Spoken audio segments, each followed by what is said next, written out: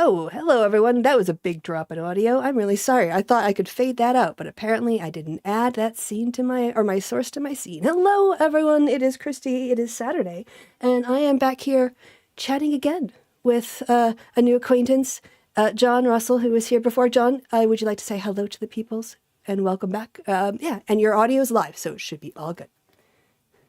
Hello, everyone. Hi, this is John Russell, and we're going to be discussing about moral philosophy today. I think it's one of the most important branches of philosophy, so very glad to be part of this discussion. And thank you, Christy, and looking forward to it. Yeah, so a little story, like after our last conversation, I was kind of like, that was really fun. That was really interesting. It's too bad it was a one-off. And then like a couple days later, you write me an email. You're like, I have a question for you. You're like, he's not done talking yet. He wants to chat some more. So let's just chat. Also, it's too cumbersome to write things out on email. I write all day long. The last thing I want to do is more writing. So yeah, I'm sorry. I just need to take a couple sips of water here. Very good. All right. This is going to be a very loose conversation, and it will be philosophically informed, I think. But again, pub philosophy. That's the level we're going for here. We're going for the level of, people having an interesting conversation in a pub. And, but not necessarily world-shattering or like I'm going to speak authoritatively on. I honestly don't always know all the different types of I know, like I said before, utilitarianism I'm pretty familiar with, but deontological, that word still scares me. Anyway, so like last time, the format will be similar, except we don't have slides. This time it'll be way more casual.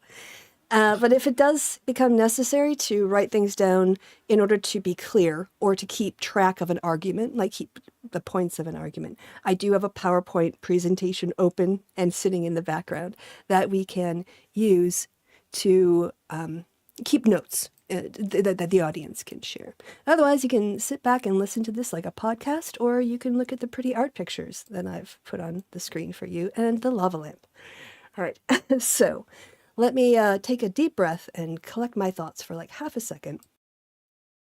All right, so I'm going to start with laying out where I actually think we have agreement based on my understanding of what you said in terms of how you think things existed from our last conversation. And then I'm going to point out why, like, how yours, how I understand you think it functions, and then I'll explain mine and how I think it functions. And then I'll say why I think it's a pretty convincing model, as I mentioned before the show, that explains 100% of the variance in the dependent variable, which in this case is moral structures. So starting with a charitable, so we've got, I think we can both say that we think morality, not so much like the feeling of morality, but systems of morality, something a little more abstract and complicated than just, say, human emotions, is a thing that exists. Now, it doesn't exist the same way that, say, like rocks and trees exist, but it has an existence. From my perspective, and I think, okay, so is that about right? We both think that morality exists. Yes, certainly. Yes, Okay. we do. Yeah. All right. So if we want to, if I want to create a model to try to explain what we observe about morality. So the dependent variable, the thing we want to explain, is not, again, the feeling of morality. It's more of the fact that moral structures or moral systems, right, exist. They have a real impact on people's lives. We interact with them in meaningful ways, right? They're not just like, a unicorn is a concept, and it exists as a word, but it doesn't really have like, okay, so morality exists insofar as we interact with it and it affects us. And then we have to ask, all right, what are the sort of necessary and sufficient conditions for morality to come into existence? And I actually think that we would generally agree there are three variables in the model that are necessary but individually insufficient, collectively sufficient, individually insufficient, to explain why we have morality and how it exists. So first, I think we would both agree that there's the natural world. Like you have to have a universe that can have living, thinking beings in it. So that's like a necessary condition. And it's not only that reality exists, but other people exist in this reality with us. We are interacting with them and the natural world as well, right? And then a subset of this, it is independent, would be human beings, right? I don't think we're going to be arguing tonight about whether or not animals have moral systems or can have morality. That's kind of, I think, beyond the scope of the subject. And so, at least for my purposes, I'm going to only be arguing about humans and human behavior. So we need humans. We need human beings in order for us to have a morality.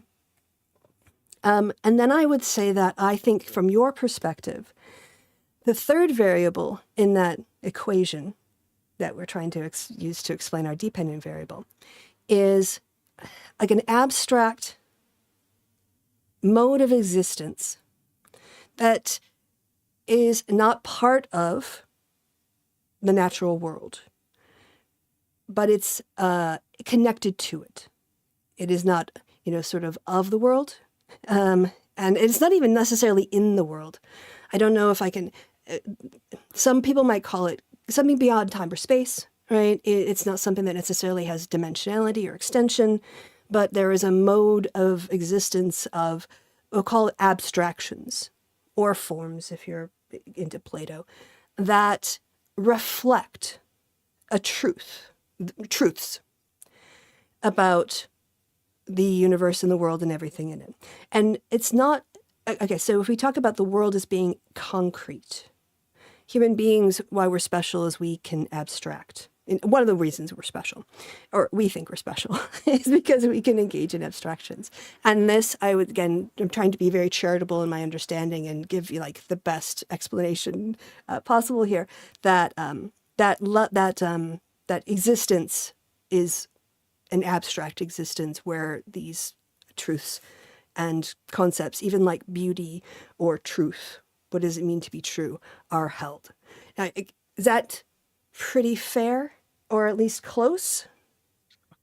Yeah, it's pretty close. I wouldn't probably stress too much on Platonism as such. I mean, Okay. for Yeah, me yeah, at yeah. least, it's just a placeholder to Mm. just say that some moral rules, at least some moral rules, are mind independent, Okay. and they Okay. don't. I mean, they hold irrespective of what people think about them, right? Yes. Okay. So, So yeah, yeah. So I call that like that would be your model of explanation. Right. right, yeah, Okay. Yeah. Right. I said I was going to be fair. yeah. You are, yeah. So I think we agree on basically the entire equation for up to the first two variables. But I would swap out that last variable that you have, and I would put in its place the phenomenon of higher function, like higher cognitive functions, interacting with the natural world and each other, with other humans. Could I stop you Sure. for a moment? Sorry. Yeah. The first thing that you said was the natural world exists. Obviously, we agree on that. And then you said humans are needed for morals, right? You said Well, insofar as something. human morality, right? Sure, We, but yeah, yeah, I would probably say yeah, that these mind-independent yes, moral rules hold even if there were no humans, right? Because you exactly, could always yes, frame it as a counterfactual conditional.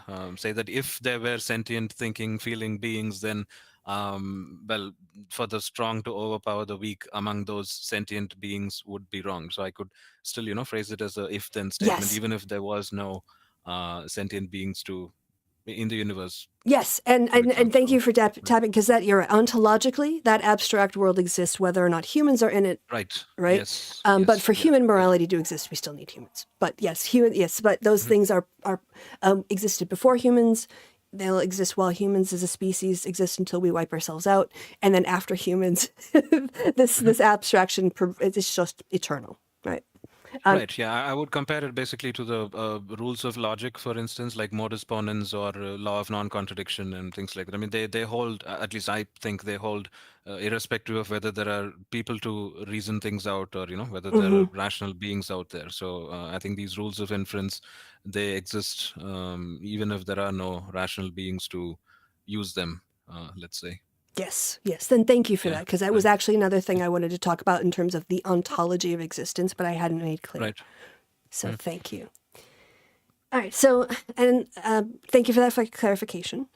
Because mine Sure. obviously is very different. Is the exact opposite. The one part where the variable we definitely have different takes is on that third. Let's say so the third variable, because I think that I don't see. I think okay. So human minds interacting. Conscious higher order functioning, because again, we're not going to be dealing with animals, so I want to try to not overgeneralize here, try to be more precise with my language, is the other component. So I think that humans interacting, and this is the other thing about morality, is I think because you think it exists before humans and during us and will always exist after us. I have more of the opinion, or I am of the opinion, that morality is not a static thing. It's actually a contested. It's constantly being contested. It's human beings who have general norms, but there is always a push-pull or a challenge or situations that could come along and force that community to change. So I think that before human minds, you can't really say that there is morality, because morality requires judgment, discernment. It requires a value system. It requires, communication and language, or at least, some sort of way of communicating things to large groups so that everyone conforms or understands what the norms are. And I don't see how you can have that without minds, because even when we talk about, things like logic doesn't exist independent of nature. Logic comes from processing. It comes from, it's a consequence of human minds, apprehending things, understanding them, and then creating these abstract systems. So I think that my general story of human morality, and this is informed in part by an article I'm reading on my Patriarchy series about the evolutionary theory of patriarchy, looking at our genetic cousins, bonobos, chimps, gorillas, orangutans. They all have ways of structuring power and status in their societies. And what's really fascinating and interesting, at least from my perspective, is that there isn't one solution to how power is distributed in a group. Some primates will take, so it's about patriarchy, right? So we'll take this. They've worked out the whole, let's say, contestation and or the competing interests in the sexual division of labor when it comes to offspring. The males will take a female out of her troop and bring her to their troop and keep her isolated. And this is like the most aggressive form of social interaction, where the females are definitely subordinate and kept very low within those troops. But I want to say, those definitely bonobos, I know, are quite pro-social. In bonobo troops, the females have almost basically an equal status. They join together. They hang out and protect each other from male aggression. Males will seek to form relationships like friendships and spend time with females and bond with them before they have sex. And males who want to run the troop generally will have to go and get approval from the females of the group in order for him to hold power. So nature, social situations, the morality of who gets power and how that's distributed, one, is not given. And two, I think we can explain it by understanding that human beings came out of this. This was our legacy, right? This was our daddy issues that we brought with us from nature into conscious beings. And so I think if we look more at evolutionary pressures almost as a way of understanding how morality has come to be systematized in different cultures, and also how events and interaction with other human beings creates morality as an area of ongoing contestation, rather than fixed, abstract perfections or goals or essences that we are somehow able to acquire knowledge of. So I'm going to wrap up quickly, because I don't want to. I've been going for 15 minutes already, and I'm getting tired of talking, and I need to take a drink of water. And I want to hear your thoughts on the matter. So from my perspective, I think, And oh, wait, no, there's something important I have to say. Okay, so when it comes to morality, I think of it a little bit like what Locke did with political science. I'm going to have to kind of back up here and explain myself because one of the things that you mentioned was things that are the law of non-contradiction being independent of human minds. Right, so let's take something, a system of logic like geometry. So I think there's a lot of merit for like mathematics and physics, but when we start to get to the abstract mathematics, I think your argument becomes a little more problematic, but you can address this. So geometry is built on first principles, right? And the thing is that a perfect two-dimensional circle doesn't exist in nature. We can imagine it, and we can like explain it to other people, and we can draw it, and we can demonstrate angles and radiuses and everything else, and that's cool, right? A triangle doesn't exist in two-dimensional space. In a perfect right triangle doesn't exist in two-dimensional space. In nature, we think of that. A line being infinite in every direction, and the points on it, or a fixed line. These are all things that are not found in nature, but we, with the superpowers we have with our minds, we can take what we see, we can take concrete things and abstract. That's a superpower. It really is. It really is a superpower that it separates us from all the other animals. And within these rules, there are internal logics, like about like points on a line, whether it's infinite or finite, or the degree of a triangle. It will always be true if you draw a right triangle. It will always, so I think that in a lot of ways, morality too starts with first principles. And the reason I put it back or I link it to Hobbes is because Hobbes, his best, the reason why he's remembered in political theory is he was the first person who thought of really thinking very rigorously about human beings. He actually used geometry as his basis. And he started with some first principles about human nature and human behavior. And from that, he used those to build up to the thought experiment of the state of nature. That at one point, which never existed in history, but at one point, human beings lived together, but they had no rules. And everything was all against all. Life was nasty, brutish, and short. And it was only when humans decided that if they collectively gave their power to an executive who was empowered to enforce laws and, do other stuff, the Leviathan, keep contracts. Contracts are also very, very important to Hobbes. But the role of the Leviathan was like to enforce contracts, to enforce punishments, and take that out away from individuals and embody it in the sovereign. And that was very a novel way of thinking about things. But I think that morality can be thought of in a similar way, that human beings in their time period have certain first principles.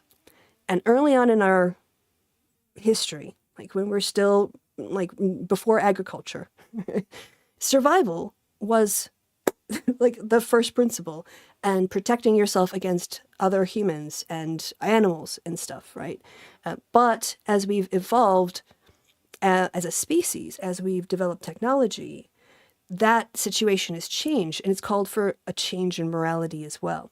So I think that we can explain, one, the existence of multiple competing moralities by my model, and we can explain the contestation of morality through my model. And then we can also explain sort of why we see certain ideas coming into history at certain periods of time in a more consistent way. So now I've gone for 20 minutes. I said I was only going to go for 15. I know that you said you're going to take some notes. So if you're ready, I'll just kind of throw it. And if anyone in the chat, I know there's a couple people viewing. If you want to throw anything, also make sure our sound is good. Can you feedback on the equality of the sound? Because we did do a sound check. I want to make sure that's coming through as well. So, John, what do you have to say? All right, yeah. So you're right. I have taken some notes down here, so let's go through it in order. So, did you say we created logic? Would that be a right way of phrasing your opinion, or I don't want to make it no? Because sound if like, you yeah, right, but because if you do go in that direction, even a little bit, I would ask, could yeah. we have done it differently? Could we have said that the law of non-contradiction doesn't matter, and or more ponens doesn't hold anymore? Could we have done that? That would be my question. And my claim is that we just couldn't have done that, and which means that we're always reaching out to some external standards, Okay. according to which Remind we me have so that to. I'm not, yeah, remind me of the law of non contradiction just so I know we're both talking about the same thing. Just A equals A. That's it. Oh, okay. That Okay. Well, that's yeah. okay. Again, these things are true by definition, right? So, Well, we could well take modus ponens for example, right? We say if P then Q and P therefore Q. all right. Can we take it So from could you like let's say all humans are mortal. We're gonna go this way. right? Sure, Socrates. yeah. So Okay. Socrates All is human, and yes. Therefore, therefore Socrates is mortal. But if yeah. somebody says Socrates is therefore immortal, right? We have to appeal to a certain norm there and say that you're Yeah. making a mistake in reasoning, I, isn't it? I And agree, and I would say that the loci for the acknowledgement of that imbalance in the equation, so we say in the logic, Mhm. is us.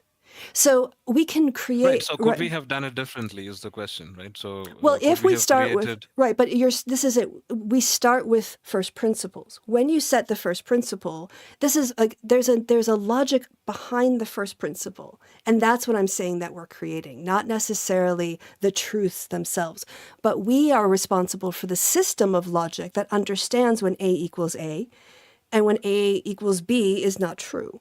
That comes, I would say, as a product of our minds, not from an external reference. Because I think the problem, like I said last time, the big problem I see with your model is I don't see a causal mechanism that gets from the abstract to our minds. Whereas when you locate moral judgments and other abstract thought in human mind, then you know where it's coming from. right? So I would probably well, I'll have two things to say about it. So the first thing is I would ask you for an example as to how the first principles could have been different. That would be one thing. I'd like you to, for example, I mean, I'd like you to give me an example of a different first principle and how Right, we would first go from there. principles can And be the second thing, wrong. Your first principles can be wrong. You can have an error in your first principle that will lead you to a false conclusion. So, sure, but yeah, once you've said that we create logic, or it comes from wait, wait, human wait, wait, minds, and wait, I wait. don't see The how. system of Uh, logic. right. So could you give me an example of a different system of logic Right, that's but equally as valid as the right. one that we have now? Okay. So, but the system that comes from us is blank equals blank. The actual act of putting these things, having the language, having the definitions, and then having the abstraction to turn them into letters, and then the judgment to evaluate them as equivalent, all comes from us. Don't you think that's just a thin layer? I mean, I mentioned this last in our last talk. Don't you think the letters that we put in, or the notations and other things, though, that's just a thin layer on top? Because I mean, the common example is, I could say snow is white, and in German you would say Schnee ist weiß. I think, is that right? Yeah, yeah, Schnee ist But weiß, yeah. right. Ist, So, yeah. yeah. So but we are talking about the same thing, right? So while snow is white and Schnee ist weiß is a human construct, the fact that snow has a particular, wavelength Right, of and light coming out of it, that's not up right. to us. So I And would say those that right, but these. those things are true because they correspond to reality. They correspond to our reality. We are perceiving white. It's not the whiteness of the snow that exists Sure, but outside of our there are a minds, certain, right? yeah, there's certain wavelengths of light that, Mm-hmm. electromagnetic waves that get emitted from it. So I wouldn't get too hung up on the color white as such, right? I'm only talking about what happens in the physics of it. But so when you say it corresponds to reality, are you talking about concrete reality versus abstract So I'm reality? talking Because about. Mhm. I think abstract objects are just as real. It's just that they're not concrete, right? But I think they're equally as real because we don't have any. For instance, it just can't be the case that the number 10 is prime, for instance, right? You can't make it so that the number 10 is prime, or you can't make it so that there is an integer between the number 5 and 6, right? Okay. Those things are not under our control at all. Well, So, based on the system we've created, yes. So what I would right. say So is could you that, give me an okay, example hold of a on, different one system then? second. Because when we talk Yeah. about, so in philosophy, when we talk about what is truth and how are things true and why are things true, the basis of truth can be based in many things. So one of them is correspondence. Does the statement correspond to our reality? Sure. If I was in New York City and it snowed, the snow would be gray. Or any big city, right? Because of air pollution. Now, that's a contextual thing. So if you say all snow is white, well, Oh no, I didn't make right? No, that no, claim. no, no, Not no. not But not I'm not right. saying that you did. All right. But if we said Right. all Right. snow is white, which is like all swans are black until you find a black swan, right? Right. And so the problem Hmm. with the correspondence theory and relying on that as if it's an eternal truth, as opposed to potentially contingent, is that you can be wrong about your fundamental principles. So when we talk about I feel like this is where we do need to get into like a deeper philosophy that I'm not as well equipped No, to do. I think But the problem that you just mentioned about the swans and and the snow, that's more to do with the problem of induction, isn't it? I don't see how that's related to. no, no, no. It's more Um, about, right, if you're describing a category of something, right? Because okay, so let's take steps back. We don't want to get too far down. So one way we can verify whether or not a statement like all humans are mortal is true, that isn't just a given, right? We know that from our experience, Oh, sure, but right? And so, the example, right? Sorry to interrupt mhm. again. The example of that all humans are mortal. It's not to do with the truth of the first or the second premise. There, it's only about the validity of the logical argument that we're talking about, isn't it? The soundness is not in question there. So you Right, can but say all A's are B's, and then C equals B, and therefore, A equals C. right, whatever. I mean, I may have to write that down, but okay, I right. think that's what you said. So, you could substitute anything you want for A and B. So the question is not whether all humans are mortal or not. The question is if all humans are mortal, and if Socrates is a human, then is Socrates mortal as well? That Okay. was the question. So, Let's go back to so something I'm that's okay. right. So Huh? it's the whole point of the system of logic is that it is supposed to correspond to reality, right? No, not really. Insofar Like you as rightly, no, mhm, I was going to come to that later, but yeah, like you said, and you were right in saying that you said that geometric objects don't exist in yeah. the real world, right? Nobody has seen a triangle, nobody has seen a circle, or I mean, but yet we're able to make true and false inferences from. For instance, you could say that the angles in a triangle on a plane add up to two right angles. I mean, so how are we able to reason that out if that doesn't really exist in Because we our look at real it world? again because it's a product of our minds. I don't see. I think that Right. So this is could we have done it differently is the question, right? If you well. say that, Can let me ask you a question? Could we have sure. instead measured circles in a way that there was a total of 180 degrees, and that half of Oh, a circle? that's a completely human But construct, right? I mean, I right, think the Greeks yeah, used the base 60, and that's where the 360 comes from. But let me ask you this: we also measure angle in radians, for instance, right? So a radian is basically just the length of the arc divided by the radius. So you take the circumference of the circle and you divide that by the radius. That has to be same anywhere in the world, irrespective of whether there are human beings or not, or anywhere in the universe. And even if there was no universe, it would still be true. So I don't see how um, that could be different. right. But that doesn't mean that that truth. Okay, I think what you think is that the truth exists out there and we found it. Yes, exactly. Yeah. Okay, and what I'm saying Yes. is that the discovery of it or whatever came from our playing around with abstract concepts, Sure. So, right? And then so you do agree with me there. You're saying that there is something out there, and we played around no, no, with, no. I think that the human mind could has been able to represent things abstractly, and because of the way that those things like a circle, the fact that the distance, all that stuff is built into it. It's not like it exists as a truth. It's just a consequence of the circle or the triangle. It's built into the actual image in our minds, right? Or the idea of a line extending indefinitely is definitely not something that exists. We can picture it, and when we picture it, and we start asking ourselves questions. Well, how many points can I put on this line? Well, I can put an infinite number of points on an infinite line. Like the fact that that is a consequence of this thing that we've drawn in our heads. I don't think that we're discovering an eternal truth. I think we're playing around with abstractions that are cool, and the things that we're describing are accurate, and we can use them in very useful ways. But I think when human beings are gone, if there are no other sentient creatures in the world, no one's going to care about calculus, like the truth of calculus. So, I think that it's those things are a consequence of mind. Okay, well, I see those as a different subject altogether. Whether there are sentient, rational beings to think about calculus, or well, that's one thing. So I think that's a different story altogether, because calculus didn't come out of nowhere, in the sense that Isaac Newton, for instance, he needed it for to predict the motion of planets, and I'm not sure why Leibniz did it, but either way, right? They were trying to solve physical. They were at They the were race for physical calculus. Yeah, problems.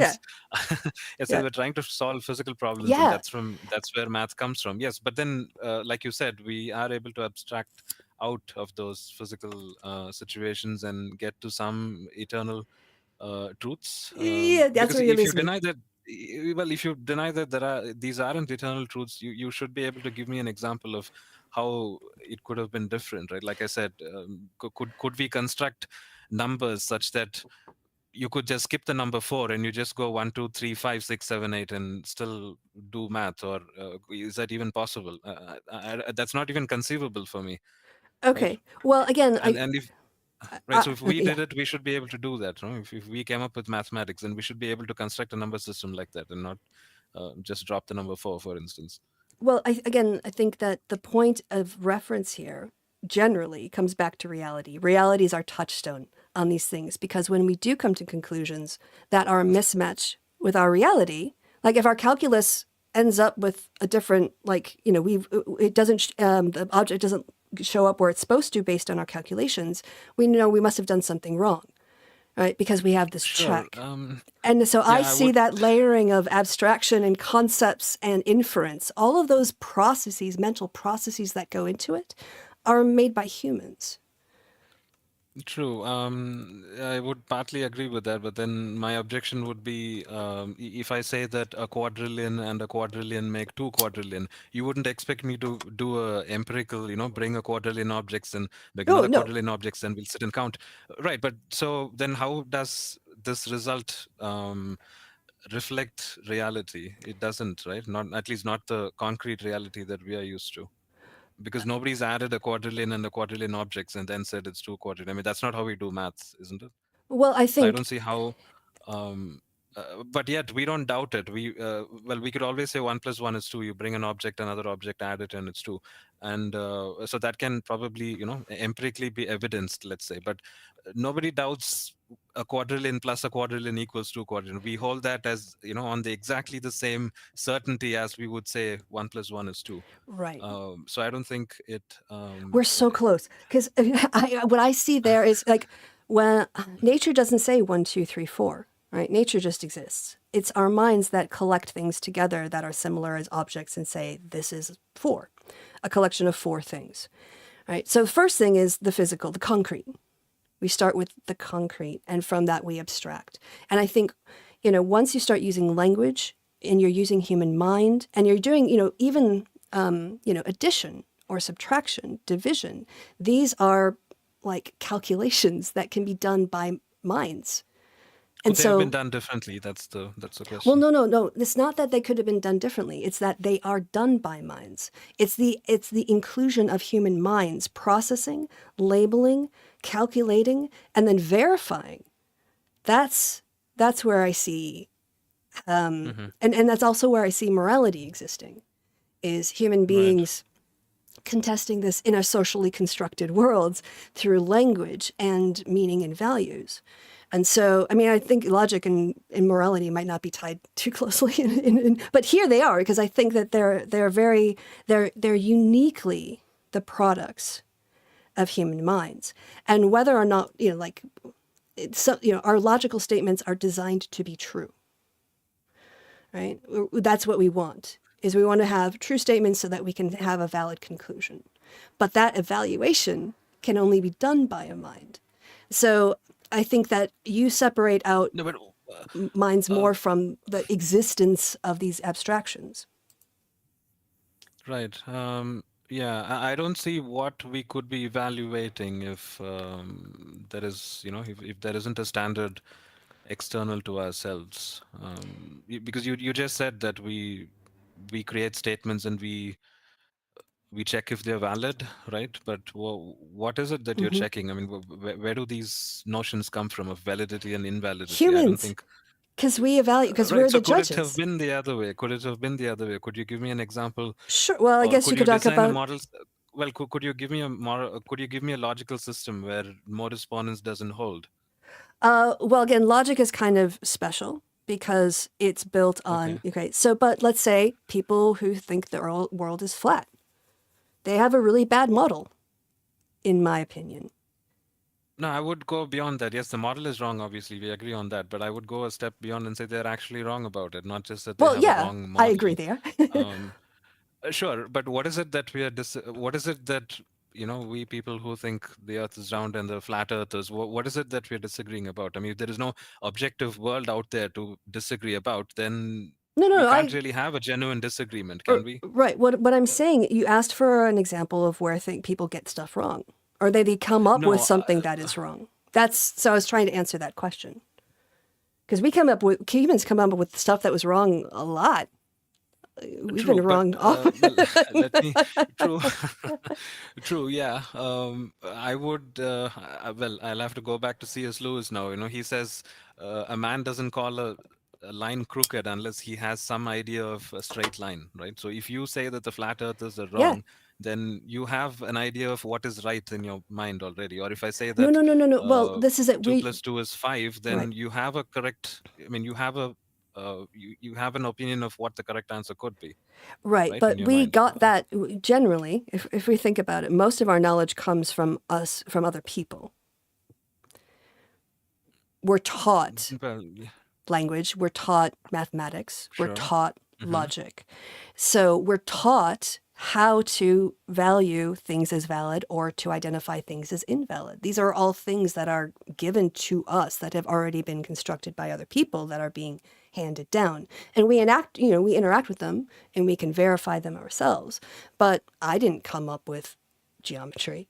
I was forced to learn it after lunch in Mr. Pass's geometry class in high school.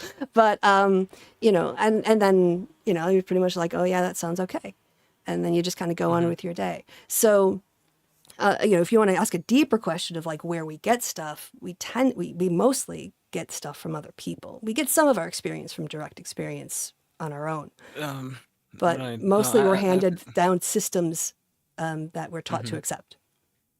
Sure, I think there is a objection to it in one of Plato's dialogues, or could be, well, Plato wrote a lot about Socrates, right? I think it's one of the two. Anyway, so they're, I think they're debating the same thing what we're debating now. And Socrates says that, or it could be Plato, I might be mistaken there.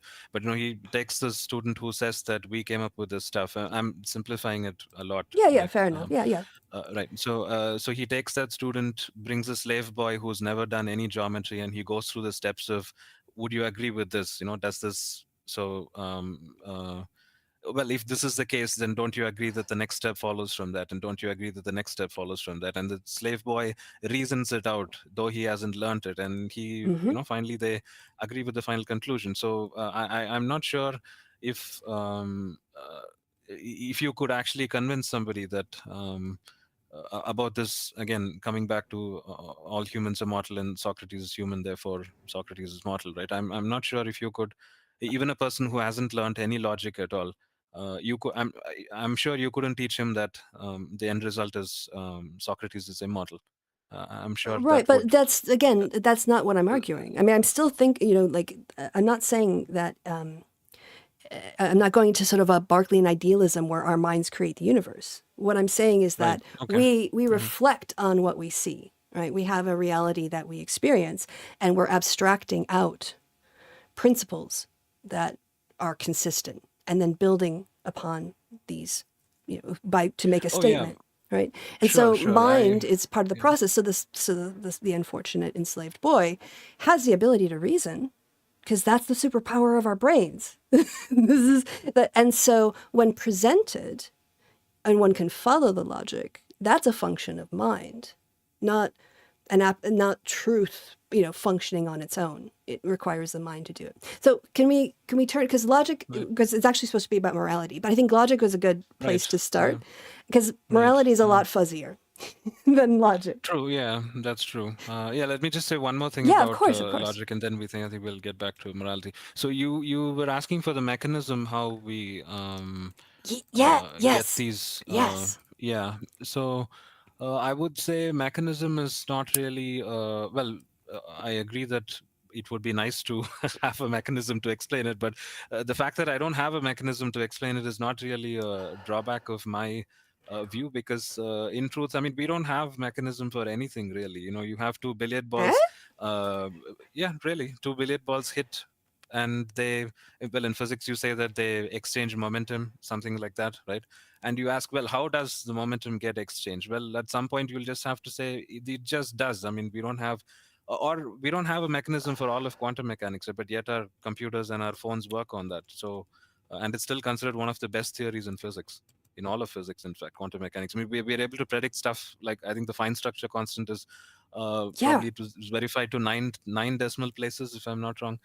But yet we don't have a correct mechanism of how it works, and still it's Oh considered a yeah. good theory. So I would still say the same thing, that even though I don't have a mechanism of how we get these abstract things which don't exist in time or space into our minds somehow, right? And the fact that I don't have a mechanism is not really a Okay. I think drawback of the theory. Yeah. so. I guess as a social scientist, we deal pretty much, well, on the quantitative side, especially. We deal Hmm. almost exclusively with causality. So for me, especially when it comes to trying to identify factors that are in common with attitudes, values, and behaviors. So I wanted to say, we can, not knowing, having something that's useful and not fully understanding it, I don't think is an example of why we don't need a mechanism, right? Because here in this case, the reason we're drawing on empiricism in order to retrofit, almost as it were, the quantum level, right? We see observations, people freak the fuck out because they're like, what? Right? Because Yeah. it's so weird. And yet there are things that are consistent, right? Because nature tends towards stability in some function, in some levels, and so it's within probabilities. It's not deterministic. All right, it's probable, but we can create estimates that we get things pretty right, and if you retrofit that on there, and so I think in that case, it's that mechanism is empiricism and plus mathematics. And also again the superpower of the human mind. We are so amazing as a species. This is so depressing to me. We can land a satellite on a moving asteroid, right? Hmm. Holy shit, Yeah. that is like the best shot ever. Right? Yeah. Or we Yeah. can understand something like the quantum level despite not being able to physically experience it, right? We like our brains are so amazing, and yet you get people like Donald Trump, and like you get, it's just, we're so depressing as a species as well. We've committed so many atrocities. We're so terrible to each other, and we're so just irresponsible. Like it's just such a contradiction.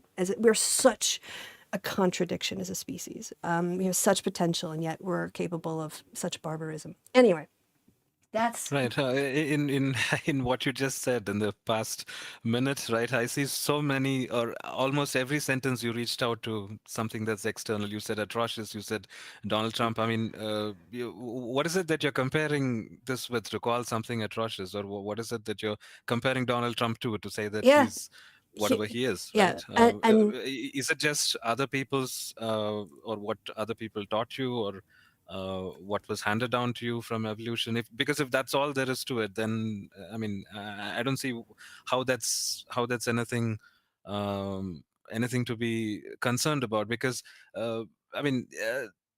Animals tear each other to pieces, right? And if we are just descended from them, why shouldn't we do the same? Or so why shouldn't we be atrocious? What's wrong with animals that? tend to eat other animals.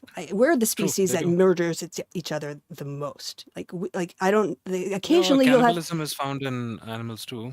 Yeah, but I think generally, if they have if they Spiders eat fight, their own they young don't. ones, don't they? And, Oh, yeah, insects. Yeah, I guess I think so. Insects, yeah, I I think was so. thinking more like Uh, mammals because that's closer to our sure, phylus. sure. But um, Okay. so yeah, here's okay. So let's move on to human morality, right? Hmm. So this is again where I think part of human morality comes from the fact that we inherited we're pro-social species. We have kin groups, and this requires it creates constant contestation, right? So on the one hand, there's protection of let's say talk about human beings now. We'll move out of animals and just talk about like more like human civilizations. You have to like work to feed yourself, and you have to work to protect yourself, right? So there are external factors that are pushing on us. And then internally, because we have kin groups and like other primates, we've traveled in packs that have gotten bigger and bigger and bigger. Well, at least our density has gotten more intense over time. And that requires, they have a bunch of different individuals with competing interests and needs and wants and desires. So I think an eternal thing so when we talk about how things are built in, when I was mentioning like a circle has some consequences built in, or a triangle has some things built into it, I think that the fact that we are social animals builds in particular, from a political science point of view, the efficiency of having one ruler make the decisions for everyone, contested against the fact that if you're a member of the group, you're part of the group, and so each person kind of has a membership on equal grounds. But trying to do everything by committee is incredibly inefficient. If you have to get everybody's sign on, look at the Republicans in the US right now, right? They've got like 12 rogue members, and they are 5 days away from a government shutdown because they can't get agreement within themselves, and they're unwilling to follow their leader, right? But if you go too far in the leader, then you get oppression, and people get mad because maybe their desires aren't being met. So I think we've come in with again, I talked about the competing interests in provision of care for offspring that is built in to us as well. And it's over the course of settling these contestations in ways that are routine, so you're not constantly having the same fights over and over again, that you get morality. So again, I think morality is located within humans and the human mind, and it's a consequence of our interactions with each other and our natural world. And this is why I think it explains how you can see human morals change over time. We would say get more progressive, but that's based on our current morality. So I think that I'll stop there because you might want to come back on how you think. We've got also like, just so you know, like another 10 minutes, and I feel like I've talked a lot. Right. So I'm going to try to be quiet in the last 10 minutes and let you talk more and not interrupt. Right. Well, I would probably start with a couple of questions, similar to the questions that I had written to you, right? So I would ask you: is slavery always wrong, or was it wrong, or is it wrong now, but it was right in the 17th century, or would you not even go there? Like, you wouldn't talk about whether it's right or wrong? You would just say it's a difference. How would you answer that? Okay, so this is why I'm glad we did all that grounding about like the external world and logic and abstractions, and everything set up, because that will hopefully now provide all the context for what I'm about to say, which is, I think that when it comes, like I said, when it comes to morality, it starts with some first principles like geometry, right? And so when I think about my morality, my base first principle is valuing human dignity, human freedom, like, equality in a society, the ability to pursue their dreams, right? And also get access to healthcare and, not starve and, whatever. Like, I think human flourishing, you want to talk about eudaimonium, right? We can go back Hmm. to the Greeks. And Right. so that is my first principle. And then everything builds from that. But so as a consequence of my first principle, slavery was always wrong. Of course it was always wrong. Because you shouldn't own another person. That's just contrary to my first principle. The thing is that that first principle has not been introduced into culture until much later on because it's been contested. And it was always the case that there was an in group that had power in human civilizations, some kind of clique, and then out groups. And as we've evolved and interacted more with that contestation between our tendency toward democratic equality and our tendency toward firm, strong leaders, which is still we're still fighting this today. It's basically still the biggest like contestation of, like right now in the States, and other right-wing movements across the world. And so I think you can come up with a first principle that is, say in your language, eternal, even if it didn't exist as a principle at an earlier period of time, because it's an abstraction. And so it's I don't know if I can really because it's abstract. It's not like it popped into existence. It's just a principle that gets applied to all points in time. Does that make sense? Well, I completely agree with pretty much everything you said, except I don't see the grounding for it because if another person says, "Well, I don't care really about human flourishing. I care just about my flourishing," Yeah. so I would just own 3 or 4 slaves because somehow I could subjugate them. What would you say to them? Would you Well, say that they just have a different first principle and therefore they are? I mean, and the other person's being completely internally consistent, right? Just as consistent as you are from his first right. principle, Yeah, and, right? and, Yeah. and So here's what here's the would thing. you say about? This is why I talk about how morality is constantly being contested, right? Because we have sociopaths. They're True. Yeah. biologically wired to not have Right. that as a first principle, right? It's Right. just beyond Yeah. them. Hmm. However, like, so I think that my morality is morally higher because I think it does the most good. It is the most, like that's the best first principle to have. But obviously, that has not always been the case. For most of human history, it's not been the case that people thought that. And so, yeah, I would condemn those moral systems as immoral. But they still Right. exist. People still hold But them. so you consider your first principle to be higher, you said, and it's better.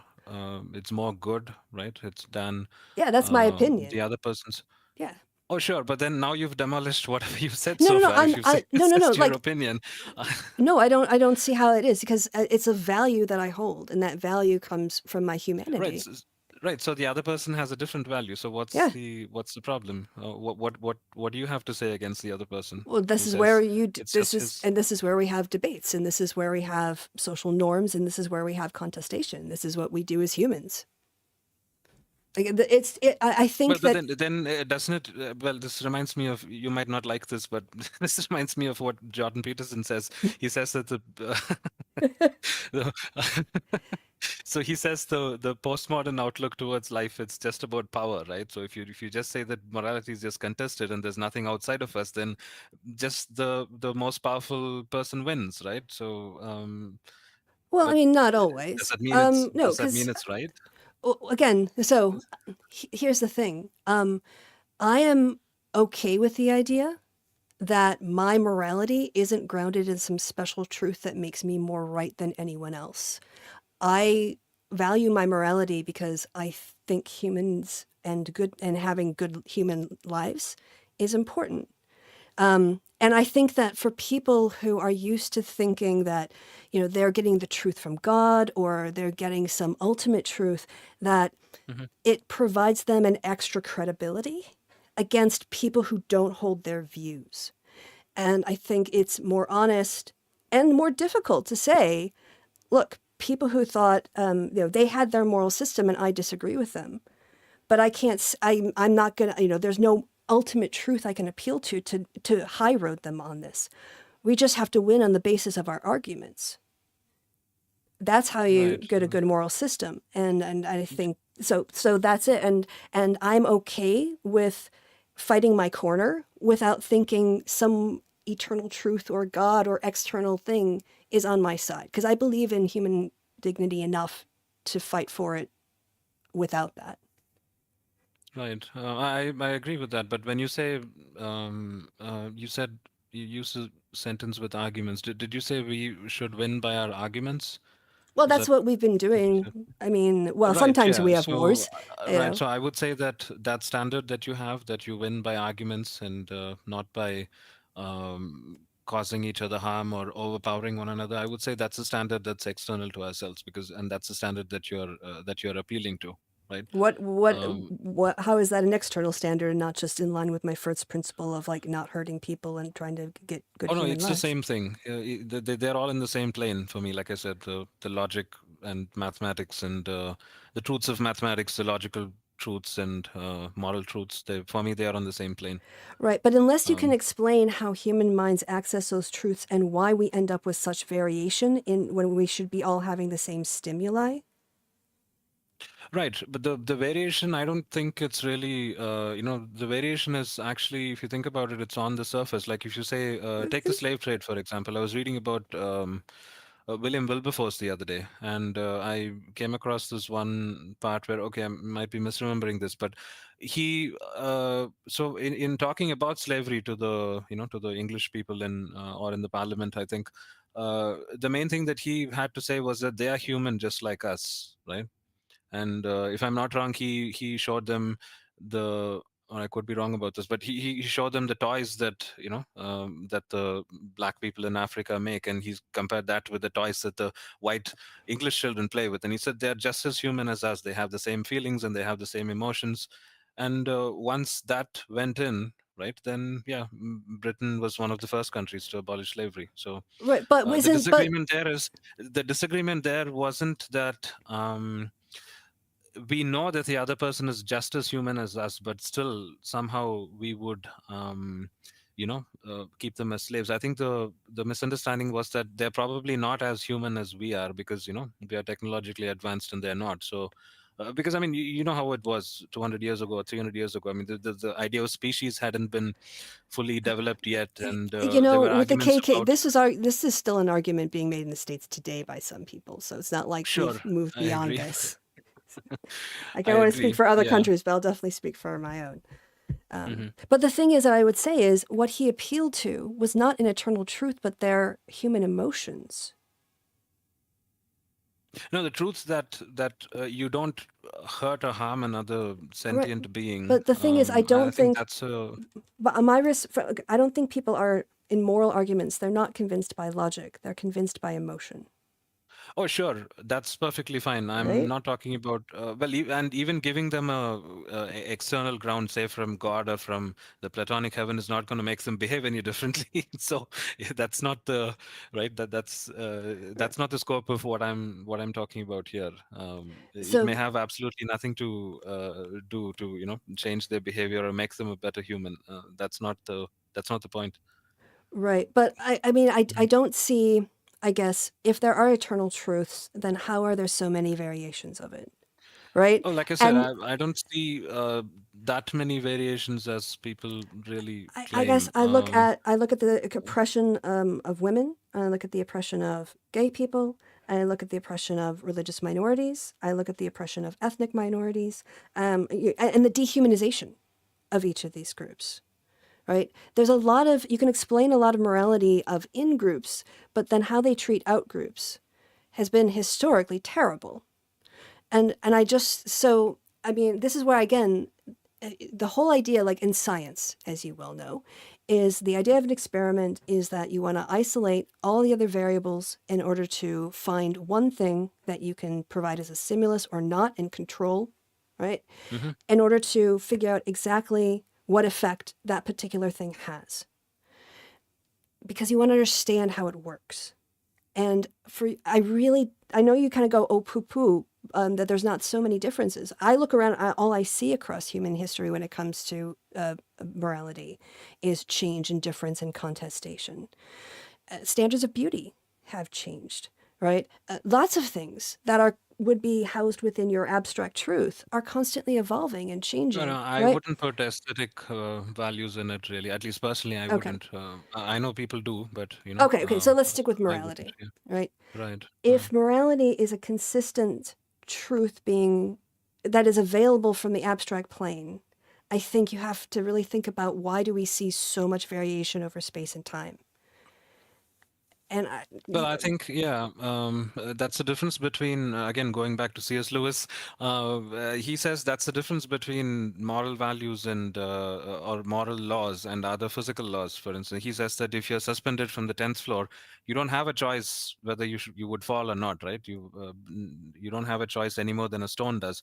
But it's not the same with moral rules. I mean, you can disobey, and people do disobey most often. right, Still but the doesn't make question the is, rules any. when people go looking for them, shouldn't they all find the same thing? I mean, when people are honestly searching and trying to be accurate, wouldn't there be a way to independently, like, if we're subjectively arrive at it and then independently verify it and then have a consensus?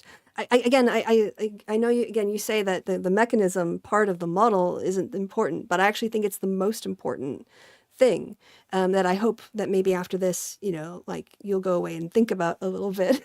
Maybe not. Maybe No, you're I just would going to say read some more C.S. there is no Lewis. mechanism. Sure, but there's no mechanism for anything in science, for instance. So if I ask you why do two electrons repel each other, what are you going to tell me? But we're talking about people again, and we do have causal mechanisms. We know No, aging I'm has an saying effect on even people. in even in science, even in the most basic science, which is physics, obviously, right? So if I ask you why do two electrons repel each other, give me the mechanism for it. There's nothing that you can say. You would just have to say that's the way the world works, and that's it, Right, right? again, You but can't we're go not. anywhere. Well, again, I can't speak to that because I'm No, not a I'm just talking about the physics. I can mechanism. I can I'm ask just Philip talking about the Moriarty. mechanism. Yeah, yeah. But Just the we mechanism part, right. right? But Just we're talking about the okay. mechanism. Yeah. With human behavior, though, we do have mechanisms. We have stimuli. We have process. We have the interpretation. We have the reaction. We have the measurement. Right. Well, And let so, me ask you, do you believe yeah, in free will?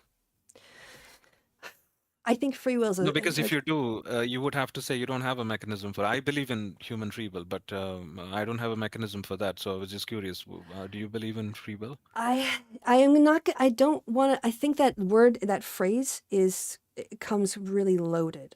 So what I would say is, I think we have agency that is highly influenced by other, like, latent factors. I'm getting into real social science here because I'm, like, thinking on the psychology line. I think there are things that we're predisposed to do. I think that we have a range of choices within, a set of circumstances.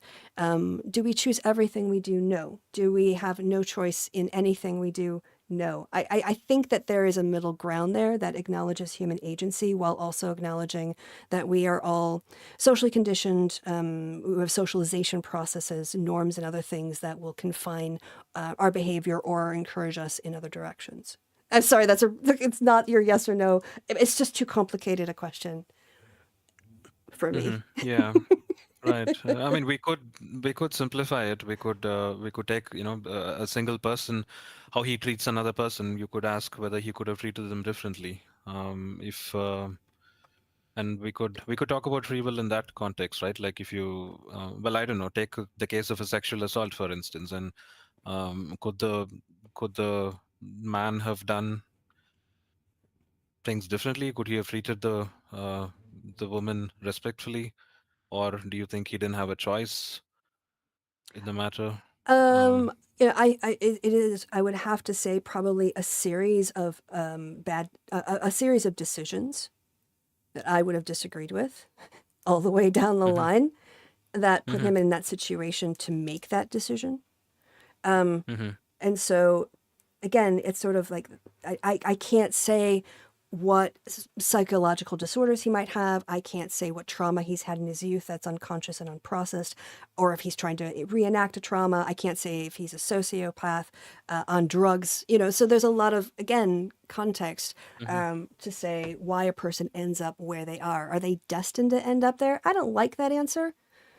Again, I can't say whether yes or no. Like, do they do they have agency in terms of their decisions? Absolutely. So I think it's more like the nature nurture thing when it comes to that. And that's Right. why I kind of tend away from the word free will, because I think it's too simplistic. And again, it carries so much weight that I hesitate to even use the term. Okay. All right. No, I was going to ask you, how do you get free will, or where do you get it from? Like, because if you, I take it that you don't, you're probably a monist. Is that right? You believe that it's just a physical world that exists, and Well, I mean, I think the material world obviously exists. I think the social reality like, exists when we are you a enact it. naturalist? But Would you, yeah, I think but are you a natural? generally, I'm a naturalist. Yeah, yeah. Right. Yeah. Then, And consciousness is sort I of a mean, layer on top of it, but without its own like sort an of emergent ontology. property. Um, Yeah, I guess you could. Like, I don't know if, again, loaded term there that I'm not. I have to look up. But so you ask where mhm. these things come from, and No, interesting. yeah, I was Oh, just wondering if yeah. there's only if there's just laws of physics and matter in motion, right? There's no room for free will then because it's Well, I was basically just just reading determined. So, before. mhm. No, no, just again, I don't want to be pigeonholed. Sure, sure, But yeah, of course. I was reading literally before we came on air an article of Hmm. scientists who have Hmm. started to do work with babies who are just like little toddlers. And Hmm. what they did was they put the infants in a comfy crib, and they have a mobile above them. Like one of Hmm. those things with stuff that dangles that move around that you Right, yeah, distract kids with, right? goes round and round. Yes. Yeah, yeah. Hmm. And they tethered the mobile to the child's ankle with a little cuff so that when the child moved its leg, the mobile would turn. And kids at that age don't have really good control, if any, over their muscles. They're just starting to get into their bodies. So, again, this is sort Hmm. of, they're not flipping themselves over yet, but they're starting to move around.